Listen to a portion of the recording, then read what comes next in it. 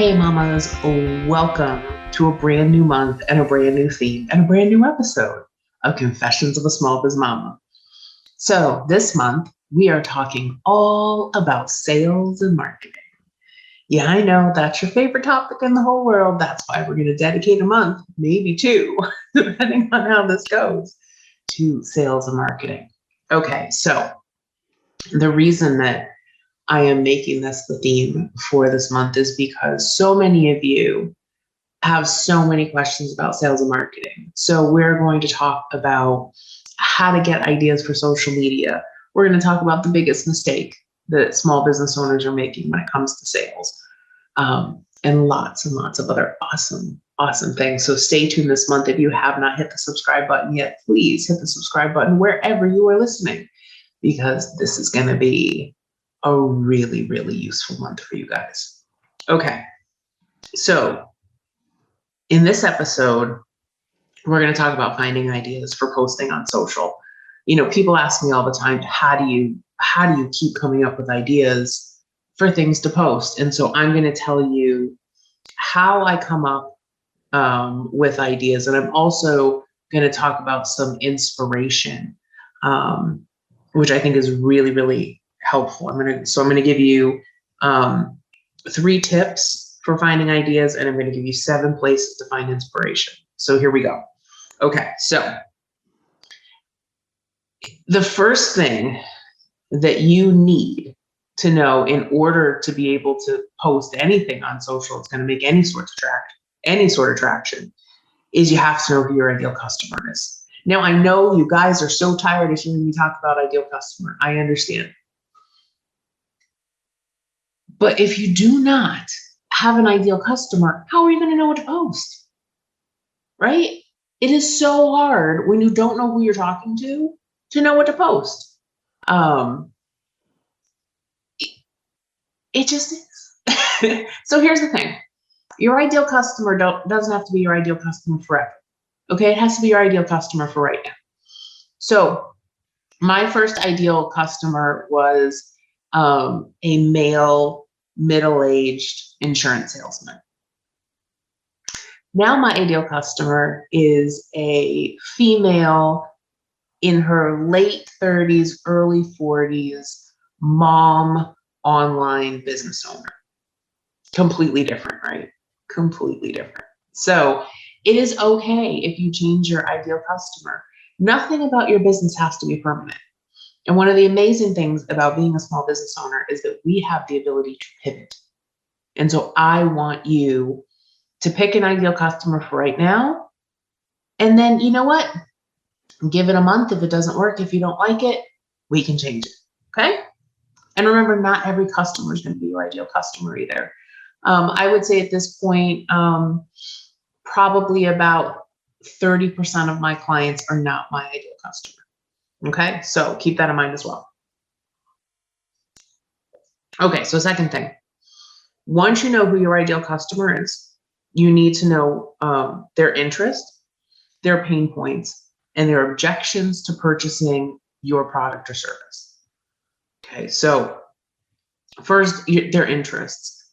What do they like to do? Where do they like to hang out? You know, are they into outdoor sports? Are they into decorating their homes? It does not have to be things that are related to what you sell, especially like if you're a bookkeeper. You're like, well, all of my clients are interested in bookkeeping. No, they're not. Trust me, they're not. They're not. So what else are they interested in? Are they interested in trying to be a better business owner while being a good mom? What types of things are they interested in? What are their pain points? Like, what are things like, oh, I wish I could make this go away, right? I know for a lot of bookkeeping clients, they just want to make their bookkeeping go away. They understand that they have to do it. They think that QuickBooks is too hard. They think that, that they'll never make it easier, and they think they can't afford you. Okay, which is one of their objections, right? They think they can't afford bookkeeping services, or they can't afford a virtual assistant, or they can't afford whatever whatever service it is that you're providing, they can't afford you, right? And so your, and I think one of the things we were talking about this in bookkeeper training school, on one of the live calls a couple weeks ago, we were talking about the fact that a lot of women really believe that they have to do it on their own, right? They have to do all the things. They don't understand that most successful businesses have a team of people behind them, and we do. I have a team of people behind me that that nobody really sees, nobody really hears from, but I can't run this business without them. And so I think that's one of the things we have to address. Okay, so then once you know those things, I want you to post about those things. Okay, so one of the things that I often talk about in bookkeeper training school is, create your social media as if you're curating, you're creating a feed or a magazine for the people who view your social. So what are articles that are going to be interesting to your ideal customer? What are quotes? What are, funny memes or questions or surveys, or what are things that are going to be interesting for them? Okay. And that's why knowing your ideal customer is so important. Okay. So now let's talk about, all right, so where do you get inspiration from, right? So if you know your ideal customer, you know their interests, their pain points, and their objections, and you want to post about those things, where do you find them? Okay. So first of all, I follow a tremendous number of other pages, just to see the types of things they're posting. Okay. And it doesn't have to be people that are in your field. It can also be people who have the same ideal customer. So if you know who your ideal customer is, you know what they like, follow other brands that are in those interest categories, because that will often help you come up with interesting things. Also, make sure that you're following leaders in your field. So for example, if you're a QuickBooks Pro advisor, make sure you follow QuickBooks. And not just the QuickBooks general software page, but there's also like information for small businesses that you can follow. So sometimes there's multiple pages for a brand. American Express has its small business initiative. You can follow the SBA. You can follow like local chambers of commerce or maybe the U.S. Chamber of Commerce and see what they're posting about. Because remember that not all of the content has to be original to you. So a lot of the things you post are going to be articles with maybe talking a little bit about the article itself and what your spin is. Sometimes you're just going to be looking for like statistics that you can provide to your audience and talk about those a little bit. There's so much out there. And I think the problem with social is I think that we believe that everything that we post has to be like our own original idea. And I hate to tell you, but there aren't a lot of original ideas left out there. Okay. And so it's really important for you to kind of be a curator. Okay. And you're going to see that as we go through my inspirations. You're going to see a lot of that. So number one is, following other people in my field and people who have the same ideal customer, and then authorities in my field as well. Number two is books I've read. A lot of times I'll read books, I'll highlight them, we'll make quote cards out of stuff like that. So I think that that's really important. And I like, listen, you have to be a reader. If you're, leaders read. Okay. And sometimes it's via audiobook. A lot of times what I'll do is I'll get the audiobook, and then if I like it, if I think it's really quotable, then I'll actually buy the book. So that way I can go back through it and get all those quotes. But even if you're doing audiobooks, you can put bookmarks in your audiobooks. So that way you can go back and get quotes later. Or if you have an assistant, you can have your assistant go back and get quotes later. Okay. Free webinars I've watched. I still to this day attend a lot of free trainings, a lot of paid trainings, just to get ideas from people and see what people are talking about. Okay. Number 4, podcasts. I listen to a ton of podcasts. Podcasts lead me to books, typically. But very often I will get quotes out of podcasts. Go to the show notes for that podcast after you've listened to it. And a lot of times they'll pull out the quotes for you. Number 5 is news sites and blogs. So again, if you know who your ideal customer is, you can follow bloggers that might be interesting to them. You can follow news sites that might be interesting to them. And it's like if you're in the bookkeeping field or the tax field, you can do, IRS has small business newsletters, small business publications they come out with all the time, which again is another source of information. Quotes, just like, so if you know what somebody's objections are. So like, for example, we talked about, the fact that a lot of women believe that they need to do everything on their own.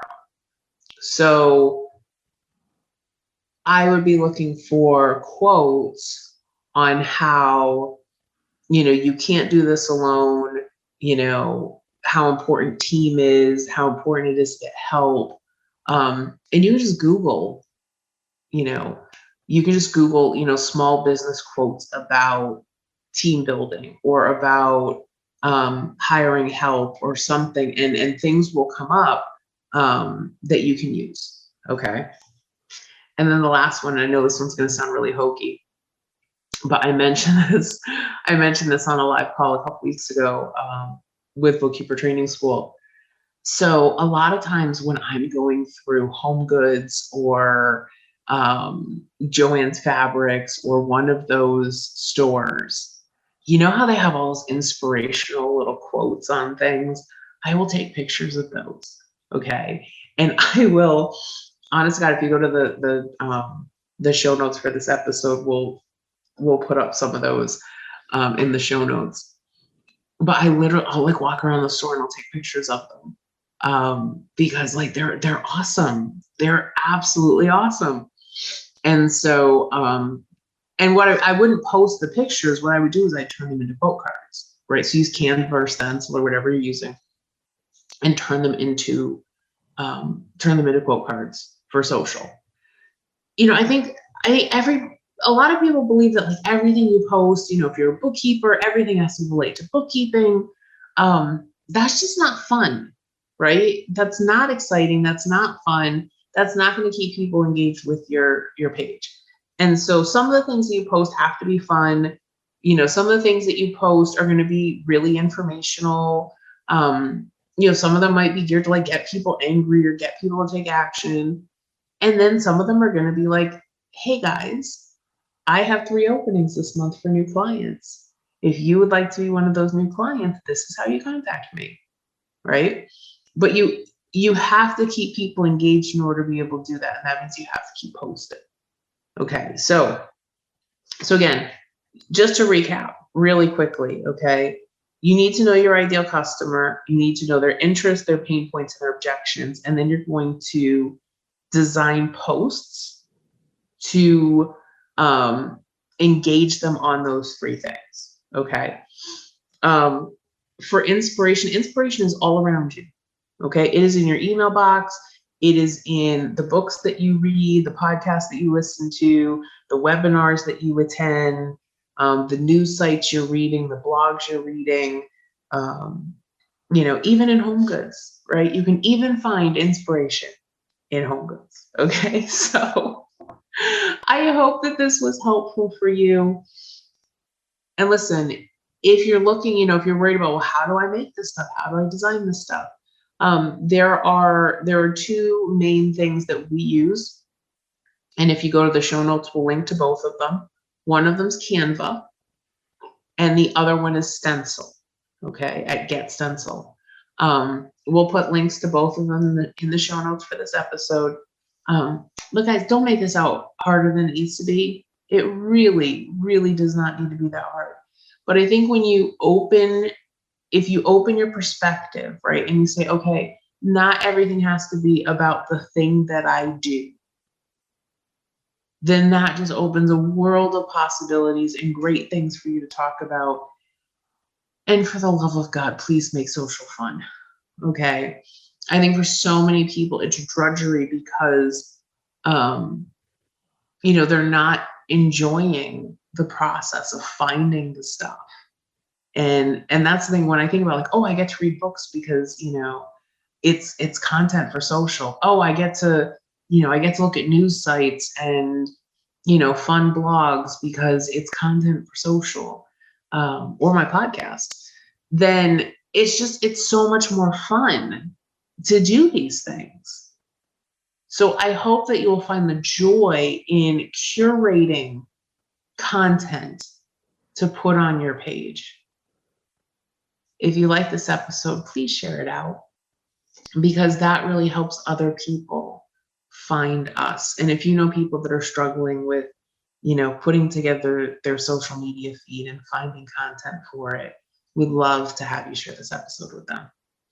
All right, mamas, I hope you have an awesome day. Take care of yourselves, take care of each other, and I'll talk to you soon. Thank you for listening to Small Biz Mama with Kristen Ingram. If you'd like to learn how to create more margin in your life, please visit us at smallbizmama.com.